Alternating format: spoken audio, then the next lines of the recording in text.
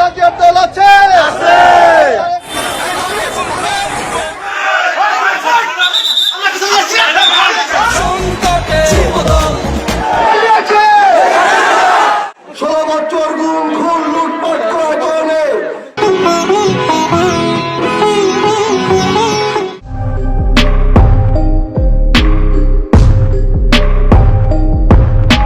আপনার জীবনী সম্পর্কে জানতে চাই, আপনার রাজনৈতিক এই যে কিভাবে উঠে আসলেন। 23 সালের 28 অক্টোবরে পুলিশ হত্যালে ঢাকায় বিএনপির মহাসমাবেশে সেই পুলিশ হত্যার মামলা আমাকে আসামি করা হলো। 4 মাস 23 দিন পর জামিন নিয়েছি। 4 মাস 23 দিন কিন্তু আমার কাছে কোনো মোবাইল ছিল না। আমি বিচ্ছিন্ন একটা মানুষ ছিলাম বাংলাদেশের মধ্যে। আমি আমার বিভিন্ন জায়গায় থাকছি, পলাইছি, মোবাইল ছাড়া। মোবাইল ট্র্যাকিং করে পুলিশ ধরে, আমার এখানে রাজবাড়ী এসপি অফিসে ট্র্যাকিং করলো আমার নাম্বার। আমি ওইখানেই সেটটা রেখে পলাই গেছি। তারপরে জামিনের পরে আমি মোবাইল ব্যবহার করছি।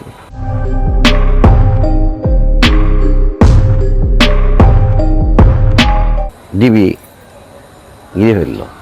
এর মধ্যে 4-5 জন গেল, 2 জন আবার আমার আর্ধে ধরে একটু করেছে। আর একজনের স্যার, এই লোকটা অন্যায়ভাবে খালি মিথ্যা মামলা খায়, স্যার মারা যাক, ওই সেভ করে দিল। কিন্তু তারপরে সেভ করার পর যখন প্রচার হলো যে আমি এই মিছিলে ছিলাম, তখন কিন্তু আওয়ামী লীগের নেতৃবৃন্দ সহ আওয়ামী লীগের এমপি সাহেবরা ওনারা কিন্তু তখন পুলিশের সহ বলে দিল বিপি বকুলকে যেখানে পাবো সেখানে গুলি করে দেওয়া। এইরকম দুঃসময় ক্রাইসিস করার পর যখন সেই দুঃসময়ের লোকগুলোকে এখন দেখি যে কষ্ট আছে, সেই দুঃসময়কে দল মূল্যায়ন করতেছে না, নেতৃবৃন্দ মূল্যায়ন করছে, তখন কষ্ট লাগাটাই স্বাভাবিক। আন্দোলন সংগ্রামে অনেক মানুষ ত্যাগ করে, কিন্তু ভোগ করার জন্যই তো সবার জন্য হয়। আন্দোলন সংগ্রাম করছি দলের এবং দেশের জন্যে।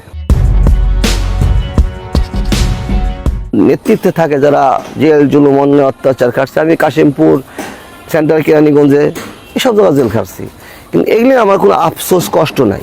দুঃসময় কর্মী মানে এখন স্বার্থপর, সেই ধরনের কর্মকাণ্ড আমার দ্বারা হবে না। আমার দলও আশা করে যে আগামী দিনে ভালো লোকজন নিয়েই রাজনীতি করবে।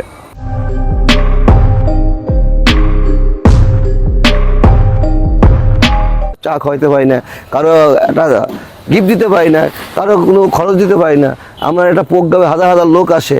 আমি ব্যক্তিগতভাবে বিশ্বাস করি এই সততার জায়গা থেকেই মানুষ আমাকে ভালোবাসে, আমার সংগঠনকে ভালোবাসে। আমাদের সমাজের লোকজন, সাধারণ মানুষ ভালো মানুষ খুঁজতেছে। কিরা কি ছিল ওইসব না। এখন গ্রহণযোগ্য লোক ছাড়া, মানুষের কল্যাণ ছাড়া, মানুষের মঙ্গল ছাড়া, মানুষের উন্নয়নমুখী কর্মকাণ্ড ছাড়া পাশে না থাকতে পারলে মানুষ তাকেই করবে না।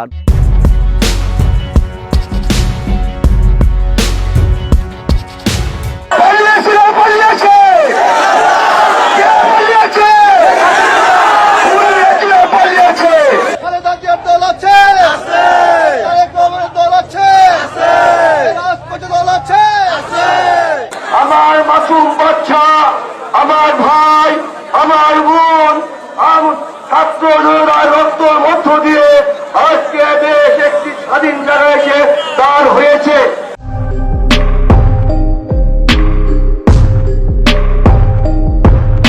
টেন্ডার হয়েছে, ম্যাক্সিমাম কাজ তো আওয়ামী লীগের লোকজন পাইছে। আওয়ামী লীগের লাইসেন্স দ্বারা পাংশা, আমি 2-4 জনের চিনিও, তারা কাজ পাইছে। অপপ্রচার চালাচ্ছে, প্রভাকাণ্ড চালাচ্ছে যে বিএনপি সমস্ত দল, যুব দল এটা করতেছে। কই সুযোগ? আমার তো সুযোগই তো নাই। আমি ব্যক্তিগতভাবে এগুলো আসলে একটা ষড়যন্ত্র মনে করি।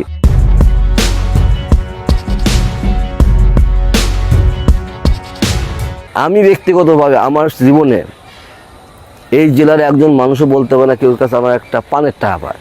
আমি কারোর কাছে কইছি একটা পান দে, পান দিস নি, কারো জোরে কথা আমার কাছে পায় না। টাকা পয়সা লাগবে আমি এটা বিশ্বাস করি না। আমি বিশ্বাস করি শহীদ প্রেসিডেন্ট জিয়াউর রহমানের টাকা ছিল না, খালেদা জিয়ার টাকা নেই, তারেক রহমানের টাকা নেই, আমি তার দল করি, আমারও টাকা নাই। মানুষ ভালোবাসে যদি আমার কোথাও আনে, আমি সকল মানুষের পাশে থাকবো।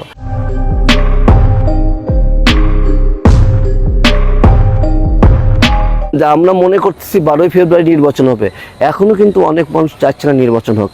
নির্বাচনটা 12ই ফেব্রুয়ারি, এটা দোয়াশা মনে হচ্ছে। ষড়যন্ত্র রাজনীতির থাকবেই। আপনি ভালো কাজ করলেও একজন বলবে ও ভালো কাজ করতেছে, এটা একটা মানুষের স্বভাব। নামাজ পড়বে যেমন তাও বলবে আর এই দেখলাম না কনে দিন আমাদের নামাজ মসজিদে যায়। আমাদের দেশের মানুষের স্বভাবটা খুব তাড়াতাড়ি পরিবর্তন হয়ে যায়। সারা বাংলাদেশে কিন্তু বিএনপির মধ্যে গ্রুপিং আছে। আর সবচেয়ে বড় সমস্যা তৈরি হয়েছে কি, এই এমপি সামনে নির্বাচন, মনোনয়ন কে পাবে, এই এমপি কেন্দ্রিক গ্রুপিং তৈরি হয়েছে।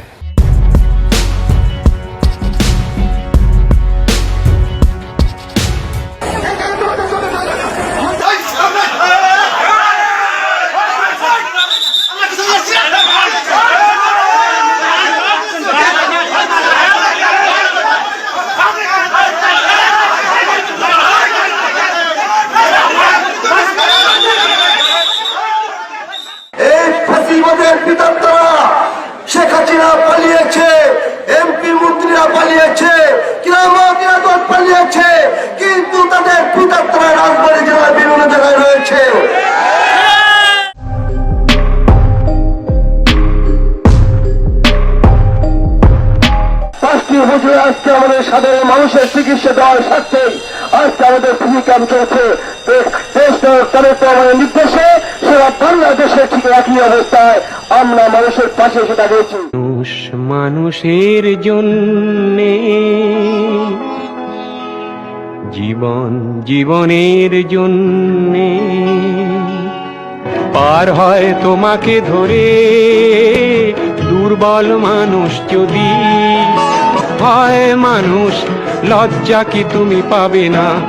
একটু সহানুভূতি কি মানুষ পেতে পারে না?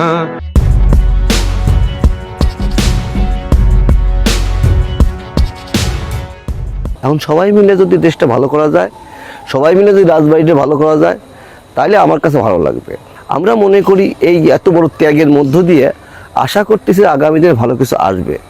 আমার দলও আশা করে যে আগামী দিনে ভালো লোকজন নিয়েই রাজনীতি করবে। এই ফ্যাসিবাদের যে রাজনৈতিক কালচার ছিল, এই কালচার বাংলাদেশে আর সুযোগ নাই ফিরে আসার। যদি কেউ ফ্যাসিবাদের সেই পথ অনুসরণ করে, তাকে ফ্যাসিবাদের মতোই পতন হতে হবে। ওরা না, আমার দলও যদি এই সমস্ত কর্মকাণ্ড করে, ইনশাল্লাহ আমি বিশ্বাস করি যে জনগণ এগুলো মানবে না।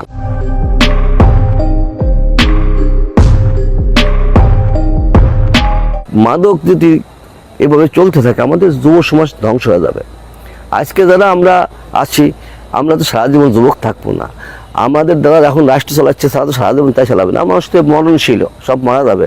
যে জাতি তার প্রজন্মকে যত সুন্দর করে গড়ে তুলবে, সে জাতি তত উন্নত হবে।